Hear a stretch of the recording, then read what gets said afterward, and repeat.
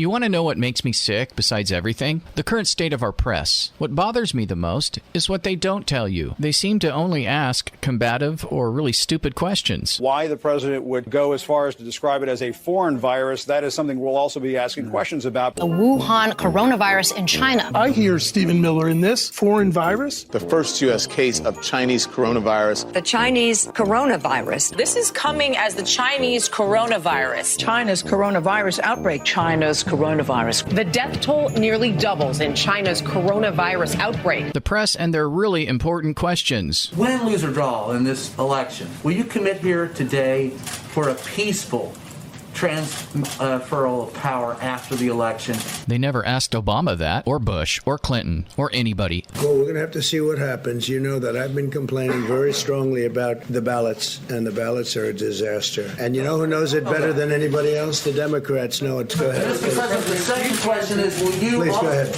Why won't you asked the question. Why won't you go after the Russians? When he doesn't give them the answer they want. Trump seems to be reinforcing his controversial stand on the November election and what could happen if he loses. What he's referring to there is mail-in ballots, because we know that so many Americans are planning on voting by mail because we're in the middle of a global pandemic. Caused and hidden by the communist government of China, who happens to be endorsing Joe Biden. Yet another coincidence. We can go to the grocery store. We can go to the gas station. We can do quite a few things under government lockdown, but just mail in your vote. And who's pushing it? So many coincidences. The FBI and the Pennsylvania State Police are investigating fraud in mail-in ballots in Luzerne County. That's the place Donald Trump won by double digits 4 years ago. According to DOJ, several military ballots were, quote, discarded. Not surprisingly, an overwhelming majority of those ballots were cast for Donald Trump. Greenville, Wisconsin, authorities announced Tuesday that 3 trays of mail, including mail-in ballots, were discovered in a ditch. We've seen other examples of this throughout the year, including deliberate mail-in ballot fraud. For example, in New Jersey recently, 20% rather of the mail-in ballots were thrown away. California, 100,000 votes still not counted over in that part of the country. There was even one story where someone's cat received a ballot. It was also dead for 10 years. So it's pretty clear the government has a systemic problem with issuing votes across the country. Ballots that voted for President Trump in the garbage really raised the stakes here to what could be done in terms of cheating. In the state of Texas, the county commissioner and several others have been arrested in an organized mail-in balloting scheme. What could go wrong? Well, fraud, for one thing. In fact, fraud's the whole point of it. News of a ballot broker boasting about keeping hundreds of absentee ballots in his car trunk. Witnesses tied the fraud to the campaign chairman of Ilhan Omar. During the Iowa caucuses this past February, we still don't really know who won in Iowa today, 7 months later. But to leaders of the Democratic Party, the caucuses weren't a debacle. They were a blueprint for the presidential election, where Joe Biden takes Hillary Clinton's advice and does not concede no matter what happens. It is Hillary Clinton who has never accepted the results of the election. It is Hillary Clinton who said Joe Biden should not concede under any circumstances, and many other Democrats who have been on the record saying something to that effect. It's always been the Democrat Party, but leave it to the media to ignore that. There's a big cry now about a peaceful transition of power from the media elites and from the left. Donald Trump won in 2016, and there was not a peaceful transition of power. The meetings and the schedules show that the intensity against Donald Trump and his team got more intense as soon as we knew who was moving into the White House. Remember La Resistance? The New York Times released an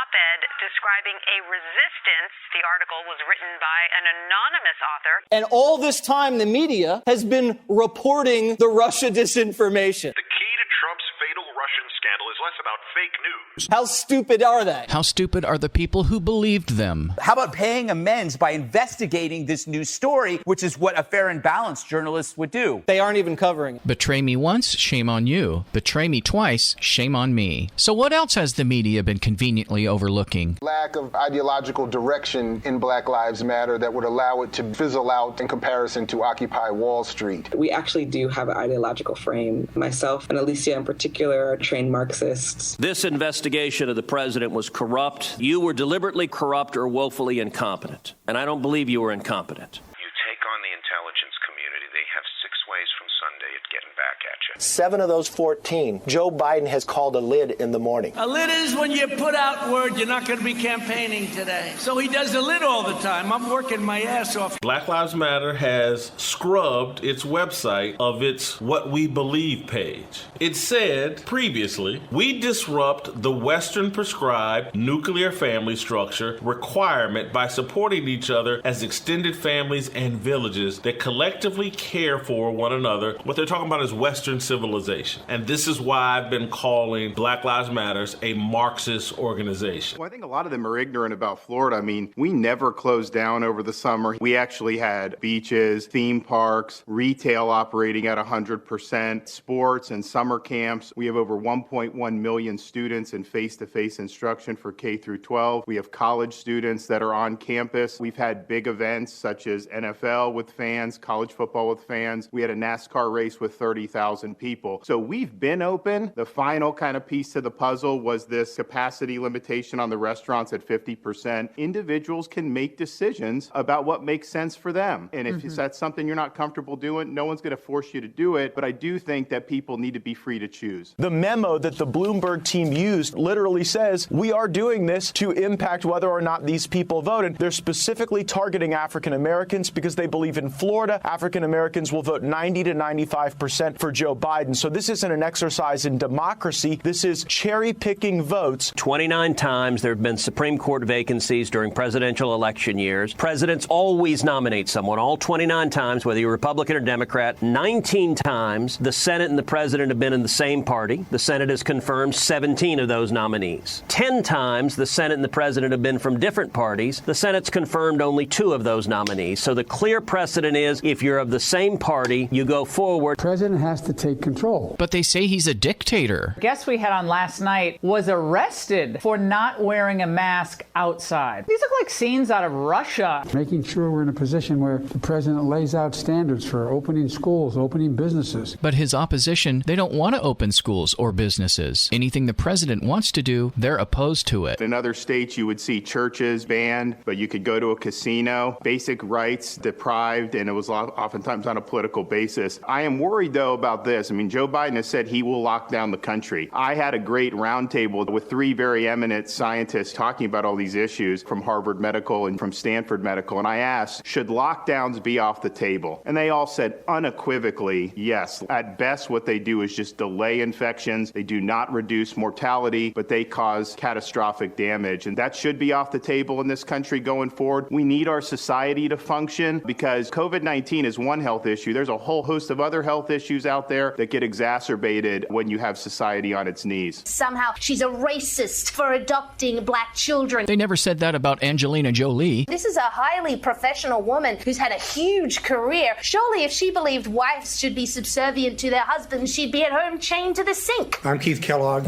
Olivia Troy worked for me. I fired her. The reason I fired her was her performance had started to drop after 6 months working on the task force. I'm very proud of the President of the United States. I am not proud of Olivia Troy. It's including 3.3 million jobs for Hispanic Americans. He said, what I learned is that there's deep corruption in government and there are certain people that are protected. If Nancy Pelosi moves to impeach this president because he's following the Constitution, I will move to vacate her from the chair of the speakership. Are you and other distinguished professors Zimmerman, Mowens and James Allen writing to nominate Donald Trump for what he's done in the quest for world peace? He is really producing peace in the world in a way which none of his predecessors did. The president has made some critical decisions all the way along the line. Tough decisions. He made a decision on the China travel ban when we had less than a dozen known cases here in the United States. This is no time for Donald Trump's record of hysteria, xenophobia, and fear-mongering. He was the one who set up the air bridge so we would develop and bring in PPE in 27 hours instead of 27 days. Net worth also increased among blacks, 32.1%, and Hispanics, 63.6%. And this president... He's provided information at times that was not true.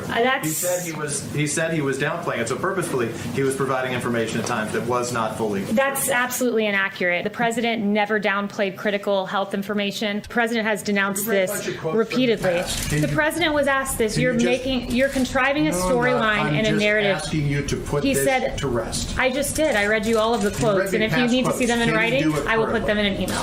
Can you right now denounce white supremacy and the groups that espouse it? The president has denounced white supremacy, the KKK, and hate groups in all forms. He signed a resolution to that effect. Perhaps you all weren't covering it. I totally disavow the Ku Klux Klan. I totally disavow David Duke. So are you prepared right now to make a clear and unequivocal statement renouncing the support of all white supremacists? Of course I am. How many times do I have to reject? I've rejected David Duke. I've rejected the Ku Klux Klan. About the neo-Nazis and the white nationalists, because they should be condemned totally. Racism is evil, and those who cause violence in its name are criminals and thugs, including the KKK, neo-Nazis, white supremacists, and other hate groups that are repugnant to everything we hold dear as Americans. In one voice, our nation must condemn racism, bigotry, and white supremacy. But just last week expressed his desire to see the KKK prosecuted as domestic terrorists. This president advocated for the death penalty for a white supremacist, the first federal execution in 17 years. His record on this is unmistakable, and it's shameful that the media refuses to cover it. The FBI and the Department of Homeland Security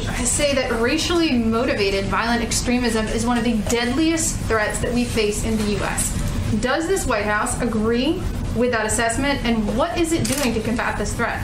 The president has done quite a bit to combat this threat. First of all, last week, he also, in addition to saying he wants to prosecute the KKK as domestic terrorists, he said that lynching should be a national hate crime. Again, I think there's no stronger signal that you can send than advocating for the execution of a white supremacist the first time there's been a federal execution in 17 years. He's been unmistakable. It's different than actually doing it. He's continually condemned it, and it is really... The record on this, to go to John's question, is mixed. He has condemned it. He has equivocated at times. He said he didn't want to acknowledge it or address it. His record is very mixed on this issue. His record is not mixed in the slightest. And when you go back in history, you can see that history right here. When you go back in history, you can see that Jesse Jackson has praised the president as someone who served underserved communities. This president with Mar-a-Lago, it was the first Palm Beach club open to African Americans and Jews. And in fact, but his record is mixed. He has not been consistent on the issue of white supremacy. So I'm asking you, what has this White House done to combat what the FBI says is one of the deadliest threats